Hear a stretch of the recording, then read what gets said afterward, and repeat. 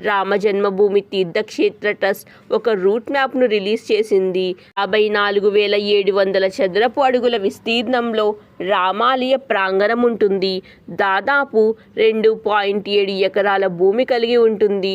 మొత్తం రామాలయం కాంప్లెక్స్ దాదాపు 70 ఎకరాల విస్తీర్ణంలో ఉంటుంది. ఈ ప్రాంగణం దాదాపు లక్షల మంది భక్తులకు ఆతిథ్యం ఇవ్వడానికి సంసిద్ధంగా ఉంటుంది.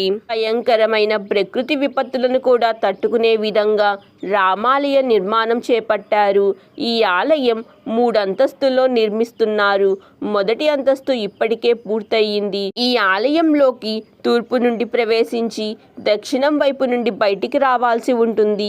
బాలరాముడు కొలువుదీరిన ప్రధాన ఆలయానికి చేరుకోవాలంటే తూర్పు వైపు నుండి 32 మెట్లు ఎక్కాల్సి ఉంటుంది. ఆలయాన్ని సాంప్రదాయ నగారా శైలిలో అష్టభుజి ఆకారంలో నిర్మించారు.